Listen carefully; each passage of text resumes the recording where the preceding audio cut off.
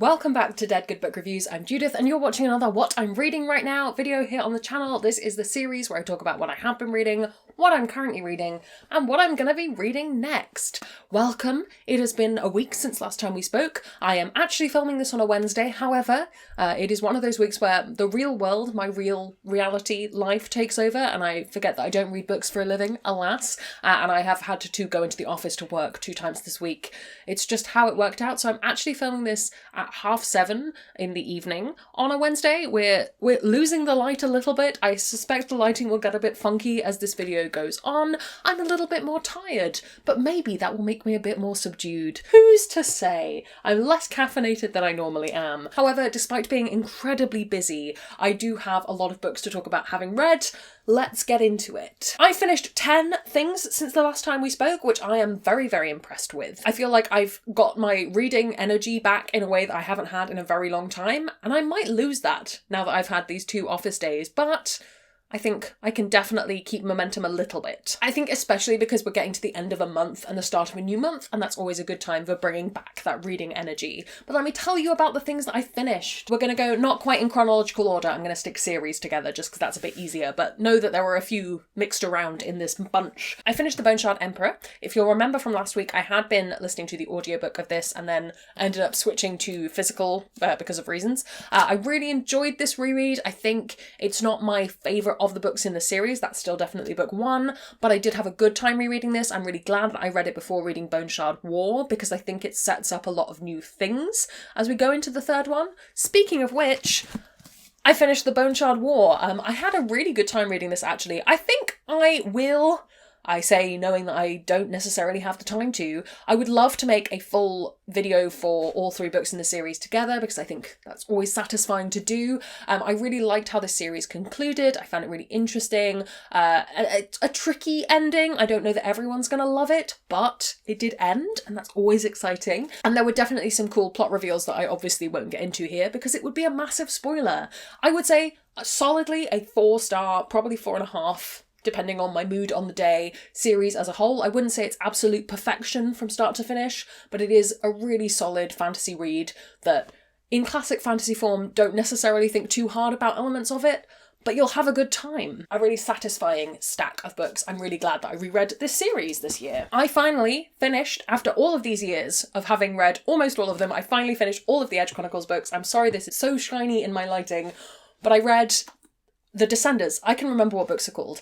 I thought this was really good. It's probably my favourite of the Cade saga. I enjoyed it greatly. I won't say it's as solid as some of my other favourite Edge Chronicles books that I have nostalgia lenses about, but I did think this was really good. It had some interesting technological implications for I nearly said the Discworld then, for the Edge. I thought it was a really great read. I liked this. It sort of redeemed the Cade trilogy for me, or the Cade saga, I should say.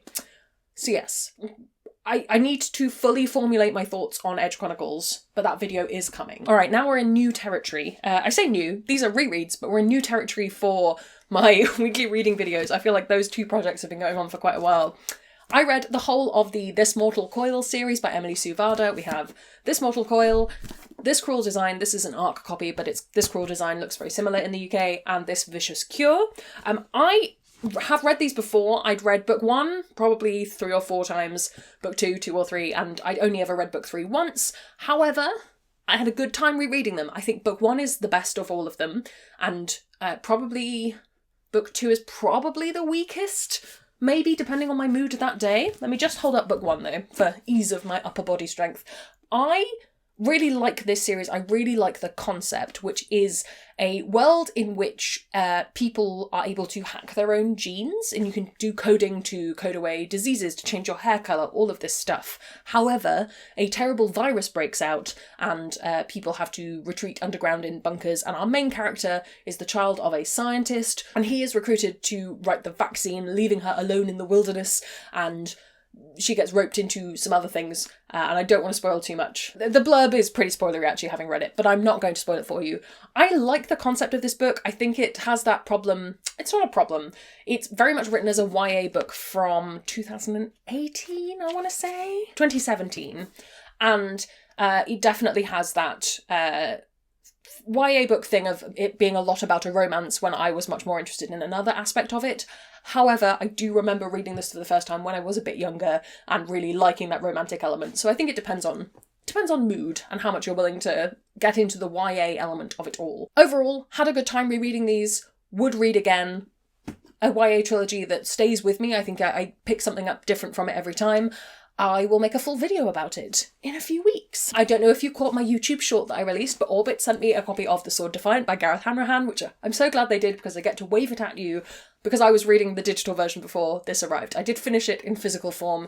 I really enjoyed this. This is Gareth Hanrahan, who also wrote the Black Iron Legacy books, so The Gutter Prayer, The Shadow Saint, and The Broken God. That's a series that I really enjoy, and while I'm disappointed that his next book wasn't the fourth book in that, because I want that series to end, because I really like it and I would like to read more of it, I am really glad that I read this. I will say that currently, which you'll know if you are in any of my newsletters or on my Discord, I'm on a bit of a Dungeons and Dragons kick at the moment, or actual play generally. Storytelling in that form has really been just scratching a particular itch in my brain currently. So I think going into this knowing that Gareth Hanrahan is a game designer, a tabletop game designer, and getting the sense that this was really a book about not necessarily Dungeons and Dragons, but an adventuring party of that kind.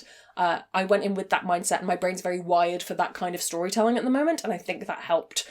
Because this is a story about Alf, who I presume is this man on the cover, who is a member of the Nine, who were a adventuring party who effectively, killed this world's version of Sauron. He was a necromancer, but they killed that and liberated the city. Rather than that city being destroyed, it got occupied, and these 9 people vowed to kind of protect it in different ways. So Alf bears the very, very cursed sword of the necromantic lord, Lord Bone, I think his name is, and yeah, Alf gets called back on a quest to go back to Necrad, this city, and meets his friends again, and everything's got interesting. I can't remember their wording. Here we go. Yesterday's eager heroes are today's weary leaders, and some have turned to the darkness, becoming monsters themselves. It's a really interesting book about what happens after the end of the fantasy book, which we've talked about recently. I read After the War? Is it the Adrian Tchaikovsky? I'll put the cover up, and I need to finish that series. But I think in this it was done very well. And I don't normally like a book with a majority male main characters, but actually I really got into this, and there is a secondary perspective of Alf's sister going on a journey, so I think that balance worked really well.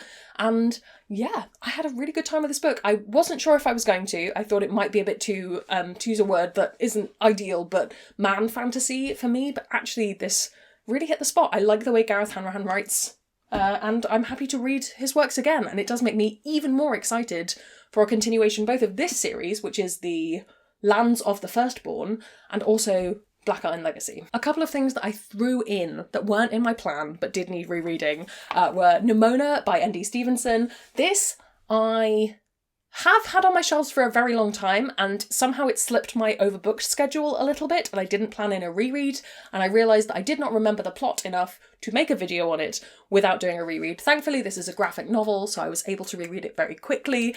This is about Nimona, a girl who is a shapeshifter who teams up with basically the Fantasy City's villain and helps him in his quest to bring down the Ministry, the Institution of Law Enforcement and Heroics, because they aren't the heroes everyone thinks they are. And it's just a really fun graphic novel with a lot of heart. It was originally a webcomic. I really love this. Full video coming in the fullness of time. Another overbooked reread, I reread Tangleweed and Brian by Deirdre Sullivan. This is a collection of fairy tales that take kind of a dark twist, bewitched retellings of classic fairy tales with brave and resilient heroines. It's not the first time we've seen quote-unquote feminist reimaginings of fairy tales. I really like this collection. I think it's really beautiful. If you are planning on picking it up, and this will be in my final video, I would say read them one at a time. Don't do what I had to do for this reread and read them all in one go, because it gets a little bit like, which is my technical term for the emotion I had reading this. But they are really beautifully written. I love me a fairy tale retelling.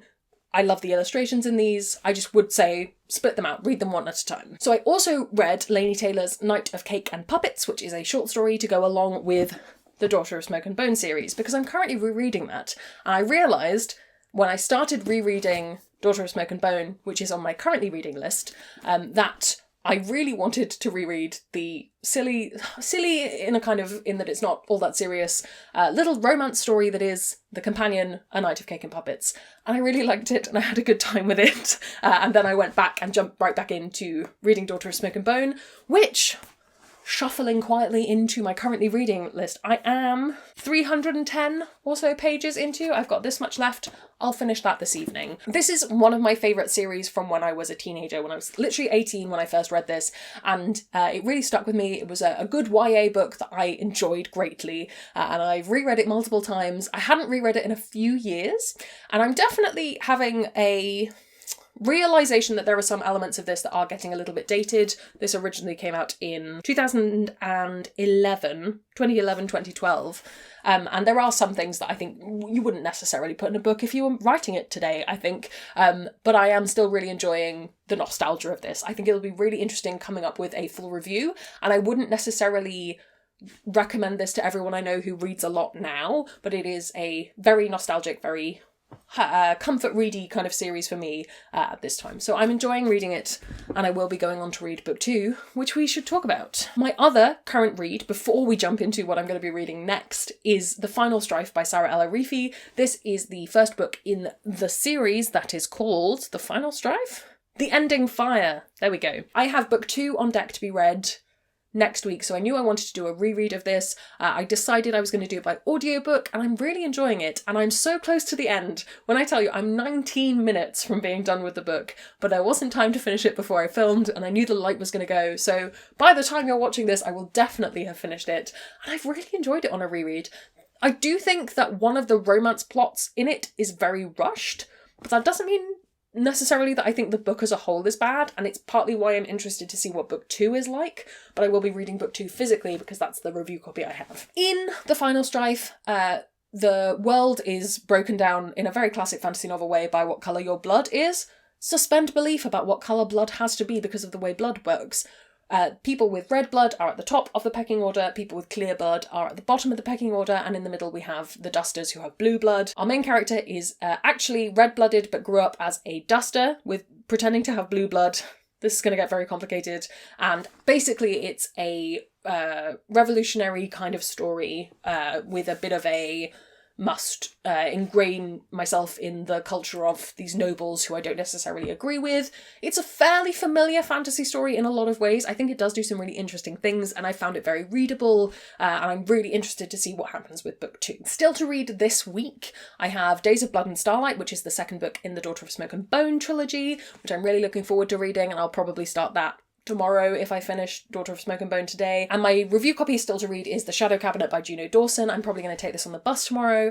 I'm really interested to see where this second book goes, and I'm kind of wondering if I ought to try and slot in a reread of book 1, but I think I'll be okay jumping straight in. I think. We'll find out together. I'm not going to get into what I'm reading next week because I've already talked for almost 20 minutes, and that's too long for me after a very long day, but if you do want to know what I'm reading for the whole of the month of May, that is up on my Patreon now if you want to check that out.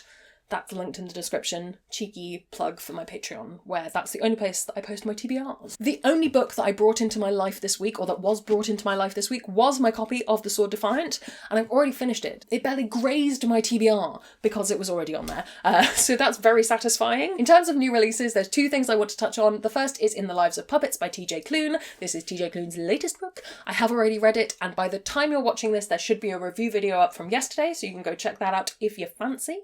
And also a new Adrian Tchaikovsky, which I haven't read yet, but it is The Lords of Uncreation, which is part of the series of his that I have not read. But if you recommend it, let me know. I think that's everything that I wanted to talk about. How are you? How are things going? Are you having a similarly busy time at the moment? What have you been reading? What have you been up to? Let me know down in the comments below. While you're down there commenting, if you haven't already, please do subscribe. It makes me feel loved and appreciated. You can also follow me on social media. Come hang out on Discord, where we have chill chats about books. I'd like to say a huge, enormous, big, smushy thank you to all of my ghosts who haunt me over on Patreon. They support the channel and in return get early access to videos, bonus content, live streams, and more.